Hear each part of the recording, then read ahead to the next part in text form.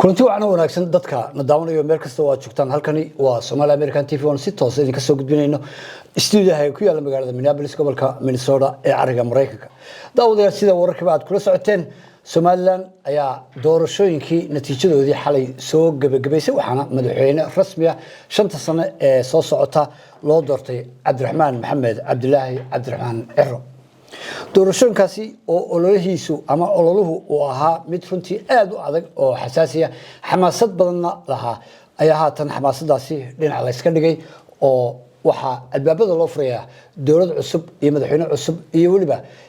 waxa isha lagu hayaa dadka ka mid noqon doona xukuumadda Cabdiraxmaan Ciro arrimahaasi ayaa daawadayaal aynu eegi doonaa falanqeyntooda marka horese intayna barnaamijka bilaabin qadar xayisiisa aan idinku soo dhaweeyo guryaha Imara Luxury Homes oo Nairobi ku yaala daawasho wanaagsan Backland wuxuu leeyahay 2 qol iyo qol shaqaale ah 3 qol iyo qol shaqaale ah 4 qol iyo qol shaqaale ah 5 qol oo duplex ah iyo guri penthouse adeeg walba oo guri lahaana wuu wataa kambaniga wax dhisahaya waa Turki ee hadda gacanta ku haya wuxuu leeyahay goobtii dabaasha oo rag iyo dumar gymtii oo rag iyo dumar meeshii ciyaalku kubadda ku fiijinayeen meeshii garoonka ilmuhu ku ciyaarahayeen supermarket cafeteria clinic oo xaaladaha yar emergency-ga ama garanaysa ee lagu daweyn doono waxaan ka maqnay goobihii cibaadada sida masaajid rag iyo dumar u kala xidhan oo rag iyo dumarku ku tukan doonaan idin ilaahay madariiso 6 galaas ah oo rag iyo dumar u kala xidhan markale Mustafa soo dhaw aad baad maadsantahay xalay waayahay kulay hordhacayna wad maqlaysaa warkana wad haysaa aan ku weydiiyay markuu warsa adiga shakhsiyan dawlad baa dhalatay cusub oo dad badan ay u hanqal taagayeen waxa iman doonta calaamad masaarka madaxweynaha dad badan oo Mareykan ama Yurub jooga baa xagga u socdaali doona Hargeysa horta adigu ma socotaa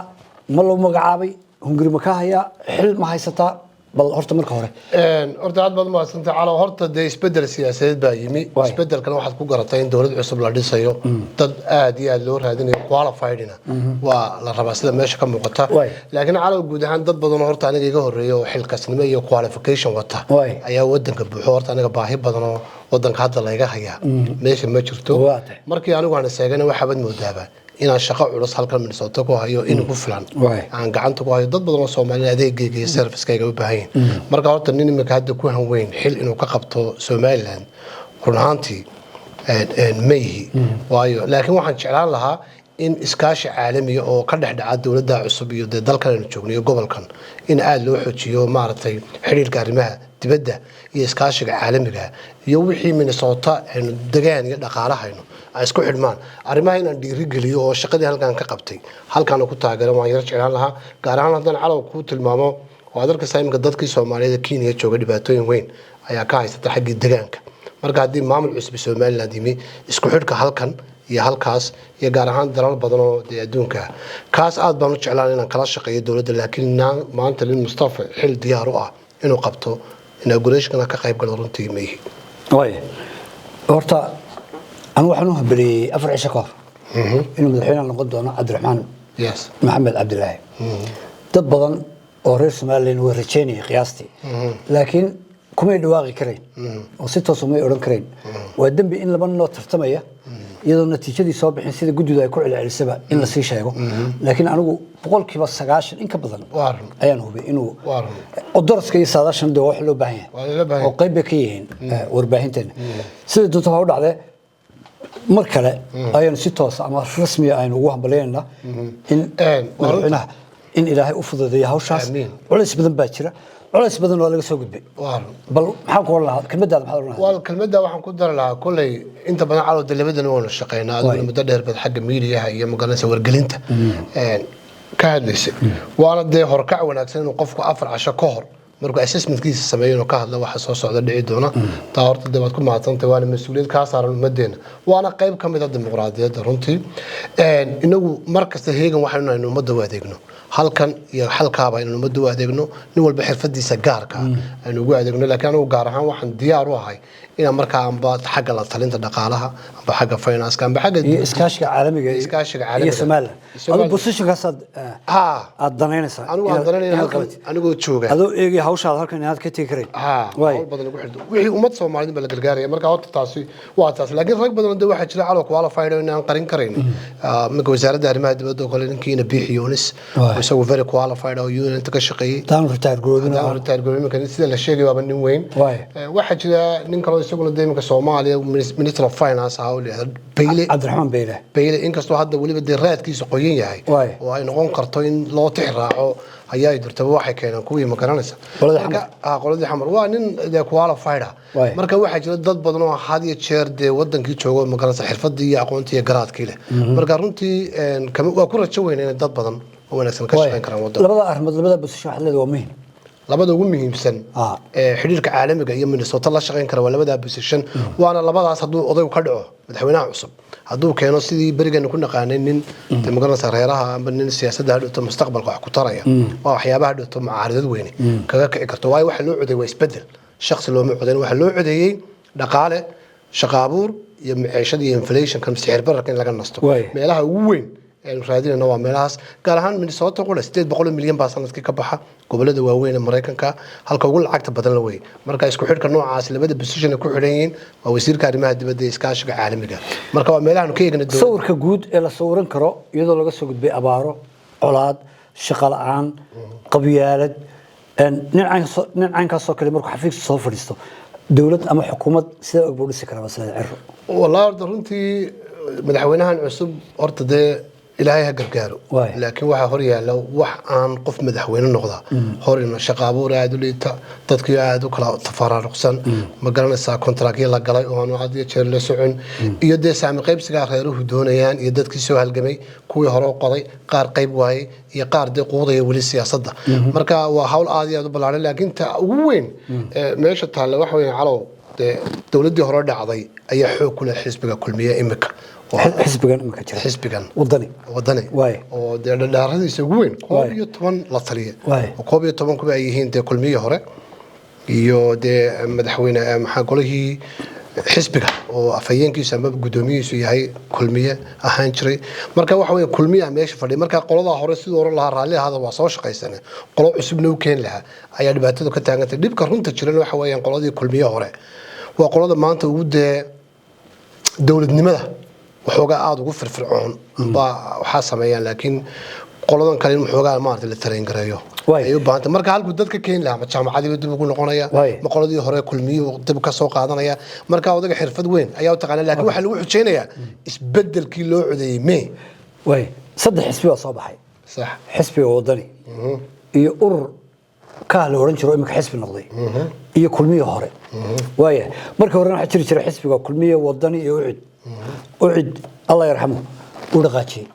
saddex inka soo baxay waxa lagu xaman jiray Soomaaliland markaanu xaqiiqada ka hadalno Mustafa beesha dhaxa uun ba tartanta oo xisbiyadii madax ka ah oo kursiga madaxweynuhu ku ordaysa iyadoo ba dhinacii ibihii dhaqaalaha iyo halbowlayaasha qabsata xantaasi mid banaanka tiilibay imika markaan tan cirro eegno xisbiga kulmiye waxa hogaaminaya Maxamed Kaahin oo nin habar jeclaa beelahan ka soo jeeda markaan beel u qaybino xisbiga wadani xirsi Ali Xaaji ayaa gudoomiye oo nin isna habar jeclaa beeshiisa xisbiga cusub ee la yiraahdo ka isagana nin habar jeclaa ayaa gudoomiye ka oo la yiraahdo Maxamed Xaashi gudoomiyihii guurtadii isaguna oo habar jeclo gudoomiyihii hadii ilaahay ku reeyay gudida commissionku isna waa habar jeclo meesha marka meel la oraneen halkii hore laga taagnaba hoos ba loo sii degay marka sida loo eego wax loo qaybsanaya horta calaw xisbiye badan baa jiray oo dhacay oo qaar kood ay u badnaayeen beesha dhexe laakiin hadda jeer waxay moodeen in si la isugu dheelitiro in beelahan darafyada sheegaysan ay la soo baxaan xisbi waa muhiim waxaan maanta la iska indhatiraynin waxa weeyaan habkan loo codeeyay xisbiyadii waaweynaa laftigooda sida kulmiya oo noqday number 3 xisbi aan la filayn la yiraahdo kaah oo aan galbeedka kama filaynin cod oo ka soo jeeda bariga inuu wadanka intiisa kala ka helo codna aad iyo aad bay u keentay isbedel marka caalam mustaqbalka waynu gaari waa kula raacayna beelaha qaar qatayn gobolada qaar qatayn laakiin insha Allah si ay u xoogaysato waana iyaguna xisbiyada la soo rag waaweyn ba ta kale caalam ku daray waxa weeyaan ilaa gobolada bariga gaar ahaan deegaanada sheegaysa Sool iyo Sanaag iyo Awdal ilaa siyaasadda ka mid noqdaan nabadgelyo waarta iyo dal waara iyo dimuqraadiyadda la heli maayo marka qof walba maanta siyaasi ummadda Soomaaliland u noqonaya waa inuu ka dhisnaado gobolada oo dhan gaar ahaan gobolada qaday sida Sool iyo Sanaag wayna soo baxaan iyo Awdal wayna soo baxaan waaye rag baa imtixaanka ku dhacay dadaalkii ololihii doorashooyinka xisbiyada ururoodii waxa weeyna xisbigii uu da'da weynaa iyo ninkii uu da'da weynaa meeshaas intii ordaysay Faysal Ali Waraabe uu dhacay professor Ahmed Ismail Samatar uu dhacay raga iyaga maxaad siyaasaddu xilli bay u baahan tahay laga nasto madaxweynaheena Joe Biden waa ka nastay wuxuu yiri completely waa daalay nimayo nasiya waxay ku keenaysaa halkan waxaa jira kelmad la yiraahdo senior abuse waxay ka mid tahay dadka waaweyn ee hawlgabka noqday in la daryeelo la baxnaaniyo marka dad badan siyaasadda hadda u baahan inuu ka fadhiisano ayaa koob ka ah yaa kamid ah kuwaas ka fadhiisay waxaan ugu horeysiinayna horta ninka la yiraahdo Faysal Ali Waraabe waxaynu ku xigsiinaa Dr. Adna waxaynu ku xigsiinaa Cabdullaahi Darawal xisbigiisa hadda reerkiisa ka soo bixi waayay saddexdaasba saddexda ma iga haysa waxaynu ku xigsiinaa saddexda maxaad ku xukuntay inay fadhiistaan la baxnaaniyo waliba la baxnaaniyo oo meel rehab leh xanaano iyo baxnaano waa kala jaad xanaano waa marka lagu dhigo iilka waa marka lagu dhigo meesha baxnaano waa in si gaar ah lagu sii fiiro waxaynu raacaynaa ina waran cadde waxaynu raacaynaa ina sulub سعيد سلوب waxaan raabina odayga isaguna siyaasi oo xagga dama fadhiisto inta badan la arigo leeyahay cawil inta bana siyaasadda ka fadhiisto aad uma muuqdaan xagga dama fadhiya marka intaas ba saddexdan ku sheegay waxay isku reeriyeen annaga isku reera ina waran cadde ina sulub iyo cawil saddexdaaba horta waa laga fadhiisiyaa موسى لفتكيس وحب بهاي نصشة لكن يسوي هالحنانة اللي جيو وبهاي لكن بحنانه بدن مو بهنا مركوت إنتاس إن ما شاء الله دوايين وبهنا وهكذا أن لبنا حاجات قلنا حنف يبوني حنف يبوني يجي لفتك دوار تايم مركز أي كشرين لكن على لبنا بعد يرو لكن لبنا بعد لو هذا يا صوم مربحي نكن لو يعدو شوكر كسياسة ده اللي يعدو إنه شوكر يعني كان المستقبل أي نقول أوجين دون واي حسب يدعس لولا بدن أي دحمر دون أي دحمر دون يسقي ودن يهدو تمسك لكن ممكن رنت تقتله لكن ممكن رنت كيسة وايد أنا واحد يستدي نكى حس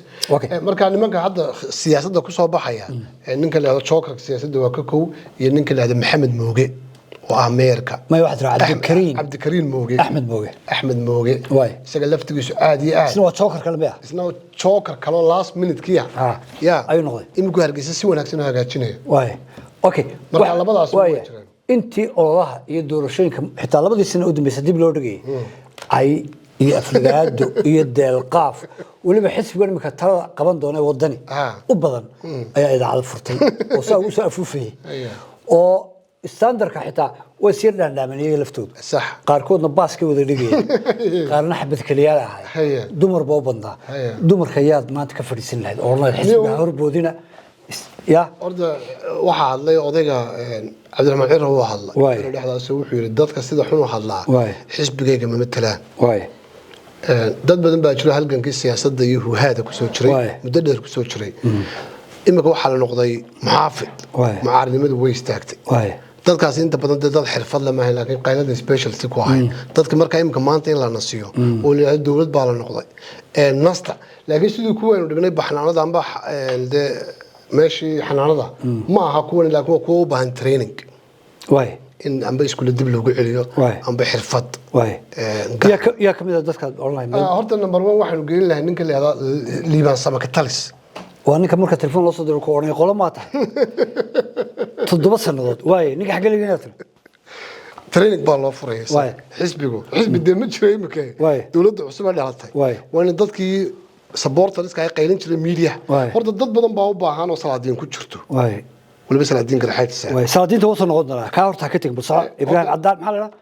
liban samakatal liban Cadaala liban samakatal waa in horta dawladdu u furto rehabilitation meel wax lagu barto horta waa kow oo marka 7 sanadood ayuu lahaa qolama tahay oo waxaan jabiyay oo dagaalamay muraayada screen-ka jabinay imika marka la yiraahdo hawshii ka baxal mar soo maskaxda dhaqaaqmayso orda barnaamijka leedo qolama tahay barnaamijkii ugu horeeyay naga sii dinay 2016kii waxaana sheekadaas daba socotay inagoo kulmiye maagayna heer bay qabyaaladu gaari doonta in social amba number gaar waan ka sii hadalay macnaha la kala siiyo qolama tahay noqoto qualification la gaaro heerka la gaaro marka horta barnaamijka kaasoo 2016 oo halkan ka baxay qofku waxaad sheegtaa 7 sanadood dagaalamayay oo afku dagaalamayay sidee buu haddana muxaafid hal mar u noqon karaya oran karaya dhinacii wanaag oo qabyaalada iska ilaali oran kara dad badan oo social media oo TikTokeriska oo de u qaylinay xisbiga dhamaantood waa in la baro media ethics oo kale wasaaradda waxa kale oo dhan ma rabo Martin xisbigan inta ku jirtaan doonaya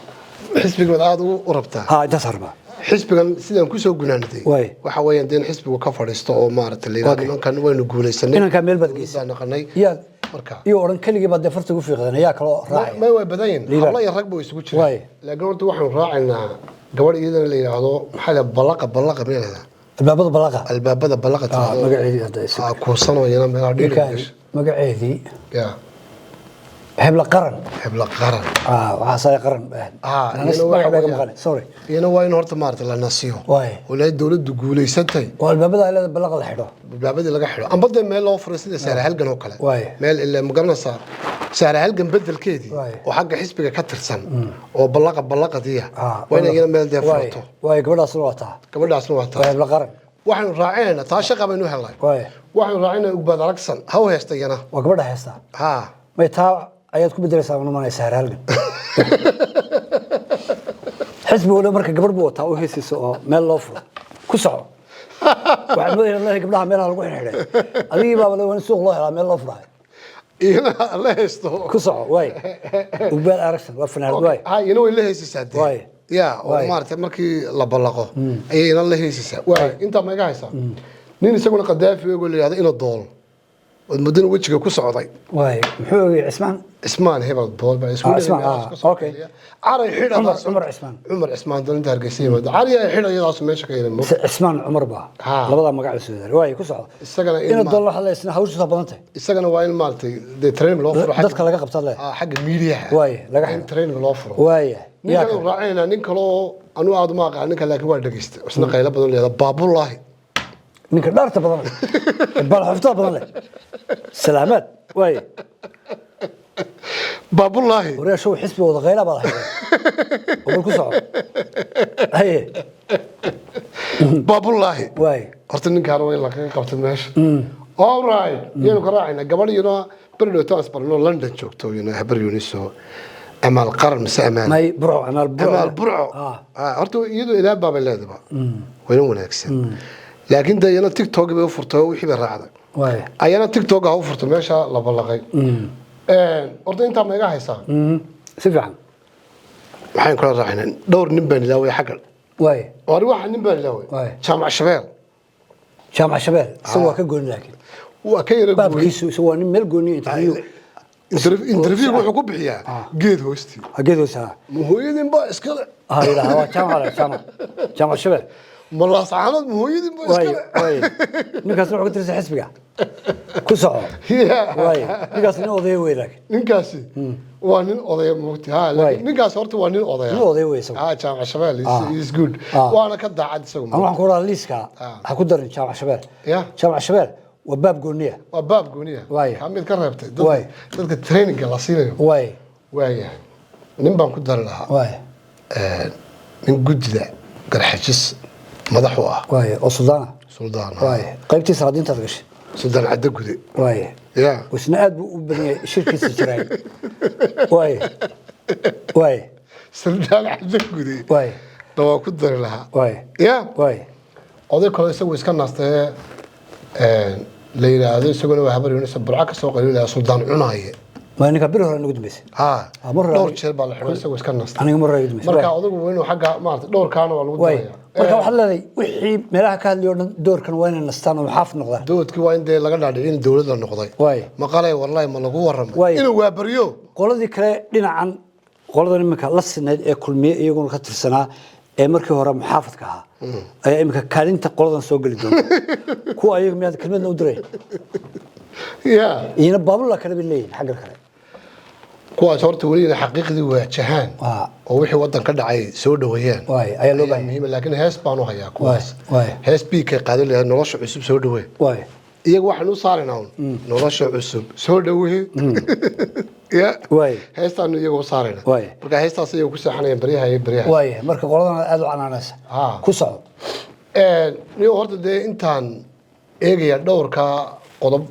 caynkaas mid baa jirta iyadana weli aynu sugaynaa weli madaxweyne ma hadal horta laba arrimood baa wadankii ka dhacay oo waxa la yaan celebration la gelin qoladii wadan iyagoo dhowraya dhimashadii allah raxmaan raxiimina madaxweynaha hore ayay yiraahdeen celebration gelin taas wadanka way taalaa madaxweyne biixina ma hadal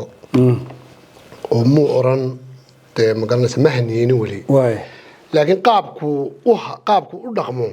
ay ku xidhantay isaga laftigiisu meesha la dhigayo run ahaantii inuu dalka muruga ka saaro ayaa horta muhiima waxyaabo badan oo credit lagu hayn doonaa way jiraan laakiin waxay isleegaan doontaa sidoo electionkan amba doorashadan u soo dhaweeyo sidoo maartay uga hadlo iyo waxyaabihii uu qabtay uu qabsoomay xagga electionka laba isa saaran laba kala saaran iyo waxyaabahaas marka isaga laftigiisa waynu ka warsugnaa laakiin waxaan jecelahay inuu sida dhaqso ugu dhawaaqo natiijada la isla qaatay shaqalaanta ka soo dadku cabashooyinka ugu waaweyn dhalinyarada qiimo waxa ahayd xabsi arinta xabsiga maxaa sameeyay ka yiri doona Cabdiraxmaan uu dhoofay xidha uu yimi xidha uu heestay xidha garowe tagtay xidha arrimahaas maxaa sameeyay niyo arrimahaasi buuqa ma laga risan doonaa mise halkiiba horta waxaan isweydiiyey ina bixi wuxuu la tagay wax leedahay liin baa la siiyay wadadiga laftaad soo cabtay aniga laftaygu aniga laftiga soo cabay marka odaygu waxa la isku hayaa kulli qaarisna waa qabqabanay de wuxuuna siin doona liin buu siin doona mise wax ka culuste bal waynu sugi laakiin horta xaligaas umadu waa ka waxaan doonayaa kalmad kale ku weydiiyo ah xisbiga wadani beeshiisa Cabdiraxmaan qura ma aha beesha abaalka kule ee soo saartay ee maanta madaxweynaha dooratay waxaan doonayaa qodobka inaan xulo beesha kale ee madaxweyne uu ka socday Muuse Bixi qaybo badan iyo codad fara badan oo kamid ah ay ula bareereen iyagoo adeerkood uu taagan yahay in uu ay codsiyaan ama taageero siiyaan ay diideen oo Cabdiraxmaan la doonteen oo u suurta gashay inuu soo baxay haddii marka codadka adeegtid xataa Muradije inta ka heshay wadan ama Cabdiraxmaan ka helay lama marayn kareen in badan buu ka helay dadkaasna waxay u badan yihiin dadkii ka soo jeeday dhinaca madaxweyne Muuse Bixi abaal mid ku leeyahay qoladaas hadii xisbiga wadanateen horta waxaad eegaysaa foodadka waxyaabo badan waxaa jira iska malaawaalo oo badan oo laakiin rumoobay laakiin inaguna halkan ku haynay guud ahaan markaad eegto foodka gabiilay bariga hore waxaa la yiri waxaa joogtay 80 kun oo qof laakiin codka ka soo baxay waxa lagu qiyaasay marka dhowr iyo 30 kun wuxuu la mid noqday ka ood weyne waxa laga yaabaa dadka qaar inay aanay xoday been fakatay baa ay wixii noqday badan been fakatay laakiin markii la eego xitaa codkoodii sida ugu maqaalaa 9 kun ilaa 820 waxay u codayeen xisbiga wadani iyaga laftigooda isbedel doon ay ahaayeen haddaad eegto qaybta uu madaxweynuhu ka yimi iyaga laftigooda cod badan ayaa runtii laga helay laakiin calo horta guush marka abaalkeedu way leeyihiin badlada horta guushan sideedaba calo ninka codeeyo quri ma guuleysan horta wadanka guud ahaan iyo dalka oo dhan baa guuleystay waxaa jira dad badan oo labadaba ka niyad jabay haddaad eegtay marka diiwaangelintu 2 milyan iyo 200 kun baa 600 kun oo qof ayuun baa codeeyay marka dad badan baa waxaa jiro yiri waniyo labadan midna isbedel ii keen maayee aan iskaga jiifsado aan iskaga haro intaan cod iyo wax bixin lahaa milix istaagi lahaa marka horta runtii abaalka abaal anigu ma hayo aan cidna ugu mahadnaqo laakiin guud ahaan waxa mahadda iska leh ilaahay ba mahadda iska leh guud ahaan waxa mahadda iska leh dadka reer Soomaaliland ee isbedelka u codeeyay guud ahaan dhamaantood libinta maxaad ugu diidantay in dadka ka socda dhinaca madaxweynaha in libin iyo abaalba ay leeyihiin oo loo qiro malihi libintii abaalkii shaqooyinka lagu siiyo ama lacag lagu siiyo loo lacagay malihi laakiin in la yiraahdo aad u mahadsan yihiin haddii isbedelka ay taageeraan Cabdiraxmaan inta maxaad uga wareysay ma ka wareegmay laakiin waxa laga filayaan ku sheegaya oo runtii libin de ummadda Soomaaliyeed wayna siinayna iyagana laftigooda ka qayb qaateen wadanka waa magaranaysaa muddo badan daba codaynayeen laakiin waxaa jira si toos ah rabaa inay ogaadaan sharafta iyo karaamada waxay ku jirto waxa weyn xisbiga wadani maanta u yimi 30 years inta adeegaysa waxa hayeen xisbiga kulmiye iyo xulafadiisa baahay waa markii goolise qoladan wadani ay timaado Chinese weyn hal siiyo muddo dheer laga warsugo waxayna martay 7 sanadood Allah ya raxmo siilaaya iyo 7 igaala iyo 7 bixiya koob iyo 20 sanadood qoladan marka halkan ay timi culays badan way saareen waxa laga filay wali shaqaali beeshaas oo badan wali administrationka beeshaas oo badan wax qasab oo dusha laga keenay maanta way ka walaacaan meesha ma jirto kaliya waxa laga rabaa isu dheelitirka wadanka inay la socdaan in wadanka in isbedel qiimi damba ugu jirta ummadoo dhan damba ugu jirta wada noolaanshaha noocaas inay soo dhaweeyaan hal waxa kale oo jirta siyaasaddu way isqortaa waana isbedeshaa bari ka maalin ayuu kulmiye soo noqon karaa yaa ka hortaagan inuu soo noqdo haduu is abaabulo oo is habeeyo yaa filayay alo waxa isbedelaan ku sheegaya yaa filayay beesha habar jeclo miyad marna filaysay ayaa habar yunis 9% amba 9% u codayn lama filaynin yaa filayay xisbi reer bariya oo inaxaash wato oo ceelaf weyn area ka soo baxaya ayaa 80% ka helay codadkii oo dhan meesha laada awdal siyaasaddu way isbedeshaa bari ka maalin waxa iman karaan in sool ka yimi systemku keenay siyaasaddu wax isbedela mid waaraysa ma imika tusaale waxaan maqlayaa 3 xisbiba waxa haysta habar jeclo inagu raagmaya waxaan xasuustaa mar udub oo bulaala joogay oo ina cali waraaba joogay oo cirra joogay oo meesha dhan baa reerkan u shidnay wixii oo dhan kulmiya ka daba yimi marka siyaasaddu way isbedelaysaa bari ka maalina loolan kale iyo cartan kale iyo isgruubeysi kale ayaa dhacay anaga waqti ka faa'iideysana su'aal kaftan ku weydiinaya inta uu socday labadii nin ugu muhiimsanaa oo ahaa Muuse Biixi Cabdiraxmaan labadooduba nin barnaanays iyo hadal hays ayaa lagu wajahay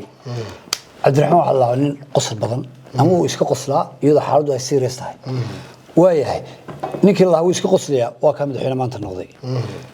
laga bilaabo xalay isaga meel iska dhig qosolkiisa reerka oo dhan baa wada qoslay qosolkaasi maartiro imsoo sii soconaya meesha culayskan yaalo dib laga yimi culaad laga yimi maxaad isleedahay orda qosolka Cabdiraxmaan waxa keenay hadda nin aanu bixinay gafuur caro ayay naga tagay marka caradii inagu dhacday ayuu qosolkana bedelaya marka hadaynu sii qoslo muddo 4 sanadood inaan la yaabin inaan soo dhaweyno anu taasan ku talay laakiin odagan Cabdiraxmaan Cirro waxa uu ku yimi waxa weeyaan waa la tashi iyo dulqaad iyo magaranaysa samafal ciida ka badan su'aashu waa kaftan ma ha serious waaye gabagabadii maxaad oolahay waa cusub dadka u bariyay ama Cabdiraxmaan anaga heer noqday dawlad cusub madaxweyne cusub xukuumad la filayo inay dhaqaajiso shaqo la'aantii colaadii baajiso nabad keento wanaag keento adduunyada ay ku xiranto